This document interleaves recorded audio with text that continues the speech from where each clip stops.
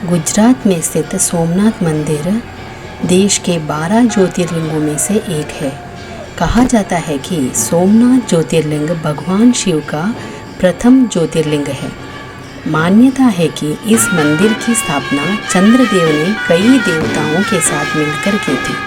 शास्त्रों के अनुसार इस मंदिर में भगवान शिव के दर्शन मात्र से ही सारे पाप नष्ट हो जाते हैं और मनोकामनाएं पूरी होती हैं।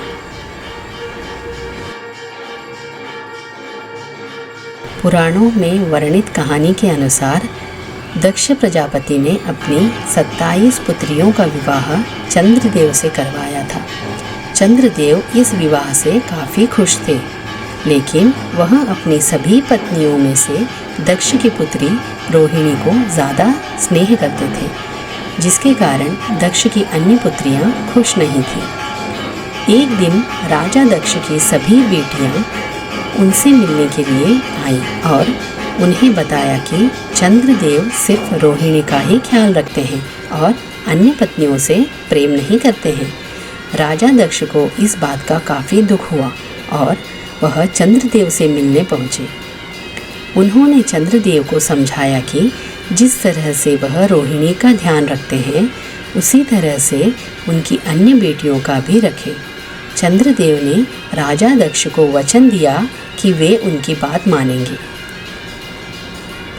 काफ़ी समय बीत गया, लेकिन चंद्रदेव अपने वचन को निभाने में असमर्थ रहे।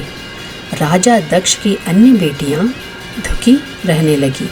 जब राजा दक्ष को ये बात पता चली तो उन्होंने चंद्रदेव को गुस्से में क्षयग्रस्त होने का श्राप दे दिया।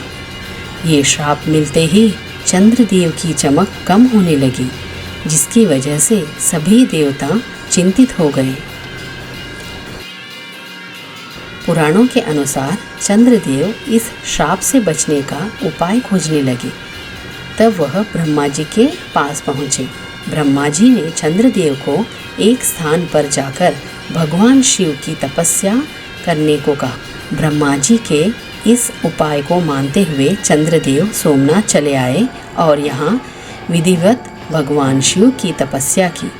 चंद्रदेव की कठोर तपस्या से प्रसन्न होकर भगवान शिव ने उन्हें दर्शन दिए और उनसे कहा कि चंद्रदेव, तुम्हारी कला हर दिन के एक पक्ष में क्षीण होगी और दूसरे पक्ष में बढ़ेगी। इस तरह से प्रत्येक पूर्णिमा को पूर्ण चंद्रत्व प्राप्त होगा। चंद्रमा को मिले इस वरदान से उनका शाप खत्म हो गया और उनकी चमक वापस आ गई। इसके बाद चंद्रदेव ने सोमनाथ में शिवलिंग की स्थापना की। तब से यह सोमनाथ मंदिर सोमनाथ ज्योतिर्लिंग के रूप में प्रसिद्ध हो गया।